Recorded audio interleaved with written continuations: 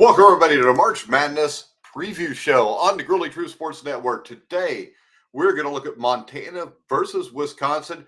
Right now, Wisconsin is favored by 16 points, anywhere from 15.5 to 16.5, according to which sports book you use. And for the second straight season, Greg Gard's Wisconsin Badgers came up short in the Big Ten Tournament Championship game. And that's not the best recipe for a long run through March Madness. A year ago, the Badgers were knocked out in the first round as a 5 seed by James Madison. And this year, they could be on upset alert if you listen to a lot of the pundits as a number 3 seed against the 14th seed Montana Grizzlies. Gard reconfigured his entire roster around a high-octane offensive attack, 2 athletic playmaking wings, John Tanya and John Blackwell. Gard advanced past the first weekend in his first season as a head man in Madison back in 2017, but hasn't gone to the Sweet 16 since. Could this be the correct recipe? Or will a quick turnaround and early start spell doom for Wisconsin in this game? Now, right now, 16.5 points. They're a minus 3,030 favorite. Montana's plus 1,200. And the Badgers have become an efficient offensive team that lacks the stout defensive identity of past Wisconsin teams when it was under Bo Ryan or Greg or under Coach Gard. However, the shift has maximized the talent, I think, in Madison. In Wisconsin's 59-53 Big Ten championship game loss to Michigan on Sunday, the Badgers clearly had tired legs. The question is, can they bounce back in a 3-4 day time period of rest? John Tanya went an abysmal 1 for 14 from the field and couldn't get anything to go into the basket. Now Wisconsin has to play in the early window on Thursday with a quick at elevation in Denver against a Montana team that's used to the thin air. That's one reason, but not the only, that this could be a low-scoring affair. Now, Montana is third in the country in field goal percentage, hitting a little over 50% of its attempts this season.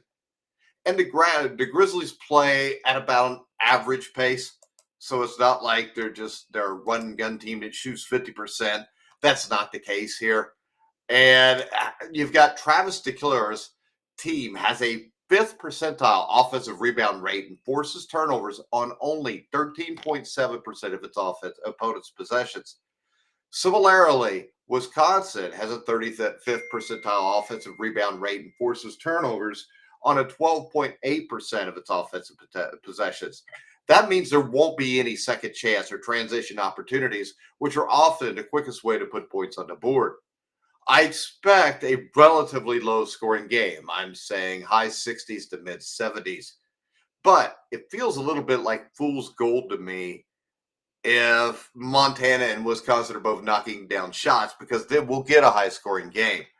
But I think opportunity is more predictive than efficiency is. As far as a potential upset, if you want to take the Montana Grizzlies, remember this.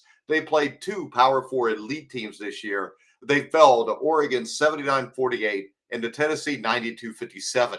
So be careful taking the Grizzlies to advance in your bracket, because I don't think there's much chance of that happening. Now, the 15.5, 16 points, I would say I'm going to bet Montana and take the 15 or 16 points. But I think Wisconsin will win this game comfortably in the 10 to 12 point range. I do think there could be a slow start here. I do think the elevation will be a factor for a little bit, but I think Wisconsin behind John Tanya will pull away at the end of this game and advance to Saturday's games. And I think they've got a good shot to make it to the Sweet 16. Now, if you want the best sports book for betting on this game, go to BetMGM. BetMGM, the quick payouts, one of the best sports books around. You can click on the link in the description below if you're watching on YouTube.